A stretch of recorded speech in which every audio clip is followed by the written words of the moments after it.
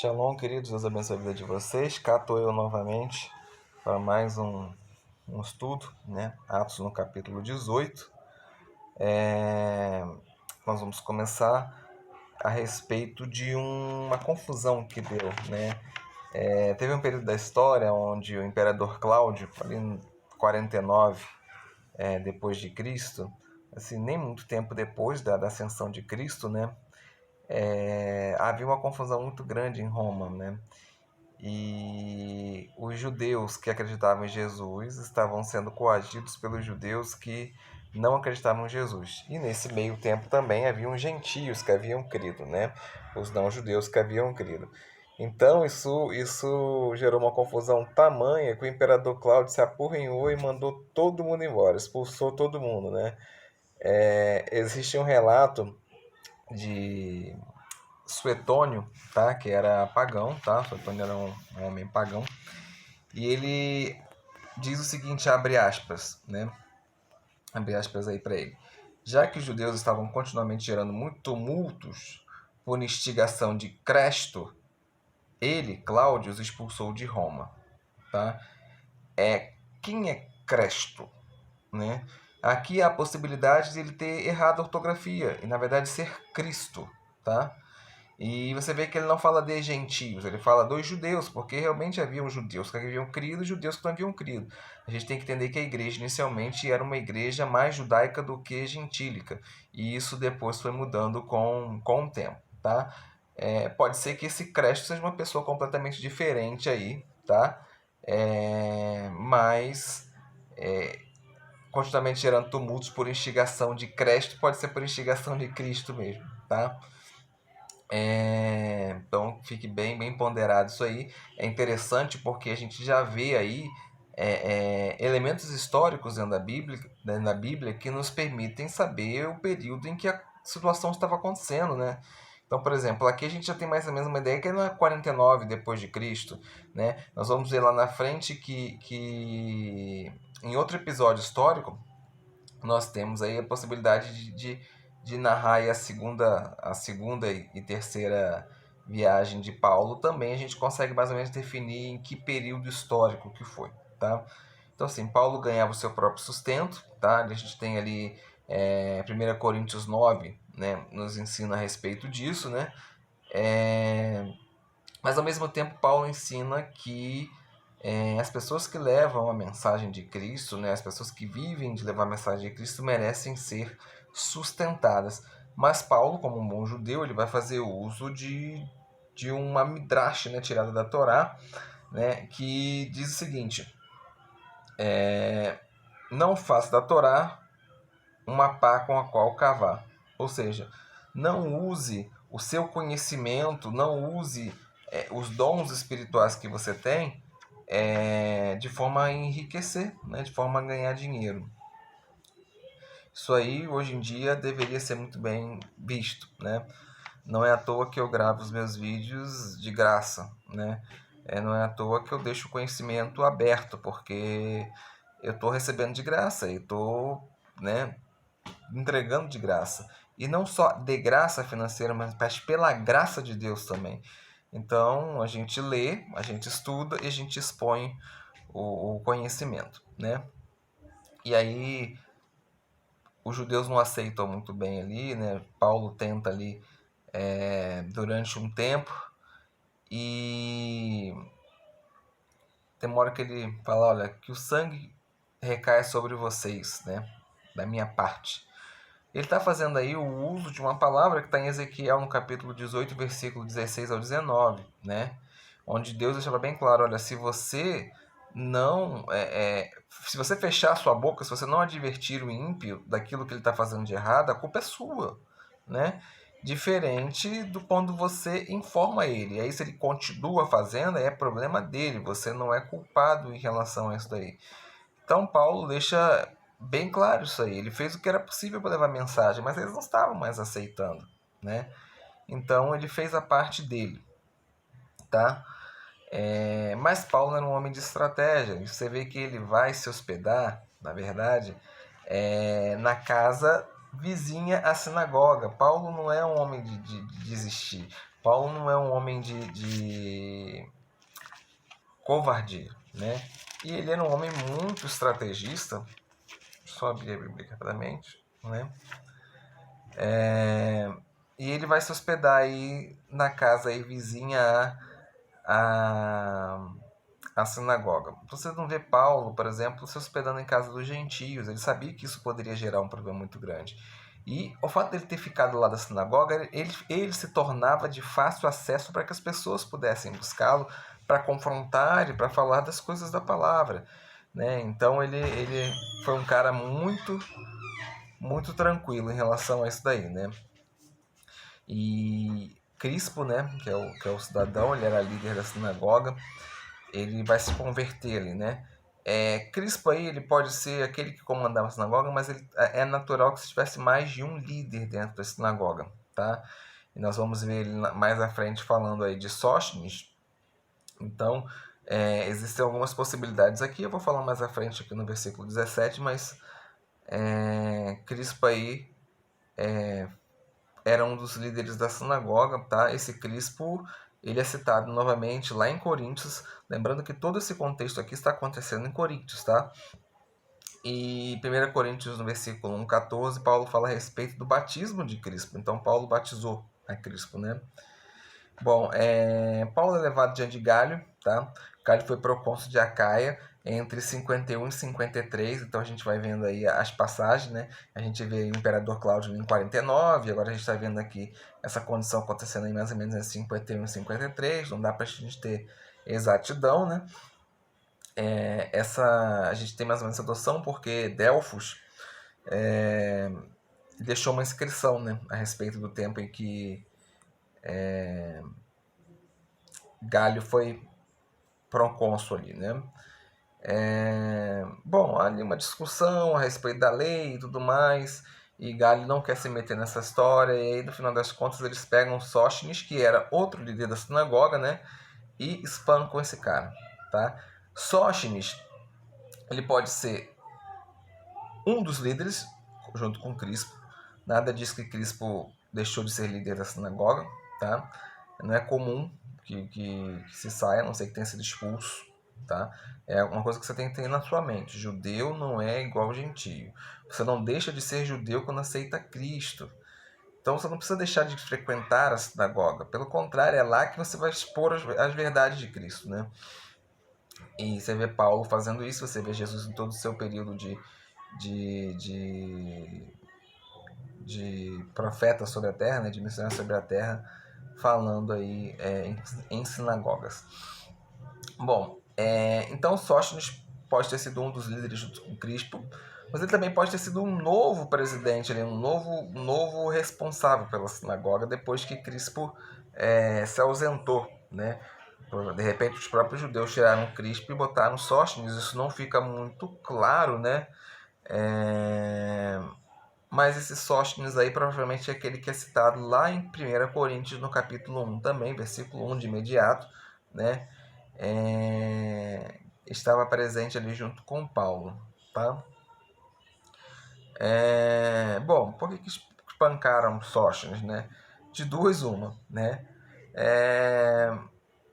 Porque Sóstenes havia exposto eles à humilhação pública, né? De ter permitido Paulo e aquele movimento está acontecendo dentro da sinagoga, ou simplesmente perceberam porque Galho não estava nem aí para nada, então eles colocaram todo o seu sentimento ali anti-judaico, né, anti-messiânico, vamos dizer assim, sobre a vida de Sóstenes ali. Bom, Paulo vai embora? Paulo não vai embora, permanece ali por um bom tempo, tá? Só quando a vida dele realmente estava em risco que ele ia, né? Mas se não tivesse risco imediato ele ficava, não saía em tempo de crise não, tá? Paulo era desse tipo. E aí a Bíblia diz que ele cortou ali, rapou o cabelo, né, em Sencreia, que estava fazendo um voto. Temos vários elementos aqui interessantes. Vamos lá. Primeiro, o texto, em alguns manuscritos, dão a entender que na verdade foi Áquila que fez o voto, e não Paulo, tá? Áquila de Priscila. Mas como todo texto fala a respeito de Paulo, a gente fica meio assim, né? Acredita que não, pode ter sido Paulo realmente que fez. E aí a gente vai, que tipo de voto que Paulo fez? Porque a Bíblia nos ensina, em Números 6, o voto de Nazireu, tá? E o voto de Nazireu tem toda uma estrutura para ser realizada. Inclusive, tem que estar em Jerusalém para poder fazer o sacrifício. É algo que é muito difícil, às vezes, para o cristão entender, porque não tem a visão judaica, é de que sacrifícios não são todos para perdão de pecado. Haviam sacrifícios de paz, né? Ofertas de paz, haviam ofertas para voto. E aquilo funcionava, muitas vezes, a grande maioria dos sacrifícios era como um grande churrasco. As pessoas comiam, se alimentavam daquilo, né? Então, há sim uma dúvida de que se todos os sacrifícios realmente foram abolidos, né? Nós não temos o templo hoje de Jerusalém, mas e se tivesse? Os judeus messiânicos teriam sacrifícios a serem feitos lá, né? É como a gente faz hoje, por exemplo, a gente às vezes pega o nosso prato de comida, levanta o prato de comida e entrega a Deus, faz uma oferta a Deus. É semelhante, né? E não tem nada de perdão de pecado quando você levanta o seu prato de comida em oferta ao Senhor. Quando você faz uma oferta alçada ao Senhor, né? Onde você precisa levantar ao alto e entregar ao Senhor. Mas isso é uma discussão tola, o templo não existe hoje, então não precisa se discutir a respeito disso. E se você chegar lá, se você acredita que vai para o céu, né? Ou se você acredita que o céu será aqui na terra, novos céus, né? Se Deus mandar você fazer, você não vai deixar de fazer ou você vai fazer? Você vai desobedecer? Né? Então, é algo que a gente não tem que discutir aqui agora. Mas, provavelmente, esse voto aqui não foi de Nazireu. Por que não foi de Nazireu? Né? Existe aí uma Mishiná, né? uma lei oral, vamos chamar assim, de 220 depois de Cristo. Nessa lei de 220 depois de Cristo, se fala algumas coisas importantes. Primeiro, que você tem que ter um voto de no mínimo 30 dias e você tem que ficar pelo menos 30 dias em Jerusalém, que não é o caso do que aconteceu aqui provavelmente. Eu não sei se essa Mishiná estava vigorando desde a época de Paulo, levando em consideração aqui mais ou menos entre 55 e 60, 53 e 60, por exemplo, né? Eu não sei exatamente se essa lei, essa Mishnah, essa forma de interpretar a lei estava valendo, tá? Mas possivelmente sim, tá? Então este voto aqui, ele provavelmente não foi um voto de Nazireu, tá? E aí eu não saberia dizer que o tipo de voto foi, a não ser que o voto realmente tenha sido de Áquila. Se o voto realmente foi de Áquila, como alguns manuscritos mais antigos dão a entender, aí é possível que Áquila tenha ido a Jerusalém, tenha feito todo o processo, e de repente há anos atrás, né? A gente não sabe de quanto tempo foi o voto, tá? Mas isso prova que Paulo, né, não abandonou a Torá, como as pessoas acham que abandonou, e faz os procedimentos todos adequados, tá? Só para ilustrar, o voto de Nazireu, você fica sem cortar cabelo, sem fazer a barba, sem comer os derivados da uva, tá? Vinho, uva, essas coisas, azeite, vinagre, tá? Bom, e aí Paulo vai aí começar a se despedir, né? Ele vai começar a se preparar para sua terceira viagem, né? E naturalmente ele fica um tempo maior em Antioquia, né? Que foi ali o primeiro lugar que ele começou aí o seu trabalho, né? Foi a sua congregação de origem, vamos chamar assim, né? E ele vai começar a sua terceira viagem ali, vai atravessar ali a Galácia, a Frígida, né? Fortalecendo seus discípulos, mais ou menos como ele fez também na segunda viagem, né? E aí o texto vai trazer dois elementos importantes: Alexandria e Apolo, tá? Primeiro falando de Alexandria, Alexandria era o maior centro de destaque da diáspora judaica, tá? O que isso significa? Isso significa que havia uma quantidade de judeus muito grandes, tá? E como era uma cidade intelectualizada, ali estavam grandes intelectuais judaicos, como por exemplo Filo, tá? 2 dos 5 distritos da cidade eram ocupados aí por judeus, tá? Era uma cidade ali estabelecida no mar Mediterrâneo, próxima da foz do rio Nilo. É famosa pela sua grande biblioteca, tá? Que foi queimada em 699 depois de Cristo. mas sempre foi um dos grandes centros de ensino, tá? Lá surgiu aí uma derivação do judaísmo, tá? Como se fosse um judaísmo da reforma. Eles permitiram que muitas coisas da cultura greco-romana entrassem no judaísmo, assim como a igreja também permitia muita coisa, tá? Mas tem esses destaques. E a Septuaginta, que é a tradução do Antigo Testamento do original hebraico para o grego, também veio daqui, tá? Também veio de Alexandria, né? E aí de lá vem Apolo, ou seja, eu posso destacar que Apolo era um homem muito culto, muito inteligente, né? Que havia conhecimento de muitas culturas, que havia conhecimento linguístico provavelmente muito grande, né? E esse cara começa a ter uma facilidade de convencer os judeus de que Jesus era o Messias, sendo que ele não havia conhecido Jesus, fisicamente falando, tá? E o que é interessante que a gente vê aqui é que ele não conhecia o batismo, né, do Espírito Santo. Ele conhecia o batismo de João. O batismo de João ele foi apresentado, mas o Espírito Santo ele não foi apresentado. Então, possivelmente, eu não posso afirmar isso, mas posso conjecturar, provavelmente Apolo não era batizado no Espírito Santo, não havia recebido o Espírito Santo. Mesmo assim, conseguia mostrar as coisas, apresentar os fatos a respeito do Messias com precisão.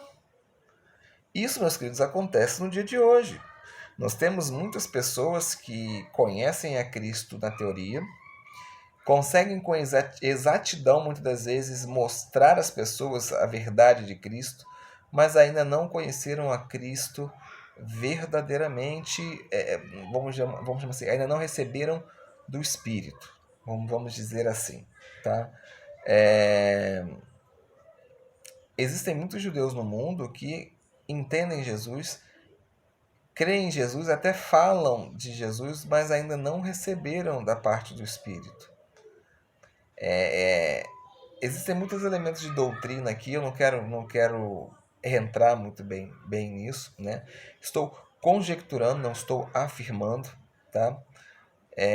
Mas sim, existem pessoas, eu conheço pessoas que falam de Jesus e que não frequentam igrejas, não oram, não jejuam, não tem nenhum tipo de doutrina, né? Muitas das vezes não cuida do próximo, não tem um amor ao próximo, destacadamente, tá? Não estou entrando no julgamento, mas conseguem explicar as coisas com exatidão e muitas das vezes tentam convencer as pessoas de que aquele é o caminho certo. É como se ela falasse assim, poxa, eu sei que eu estou no caminho errado. Eu tenho convicção de que eu estou no caminho errado, mas eu não consigo sair daqui, então eu quero que outras pessoas saiam desse marasmo que eu vivo.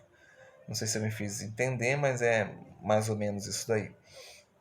Bom, então Apolo ele foi útil ali em Acaia, tá?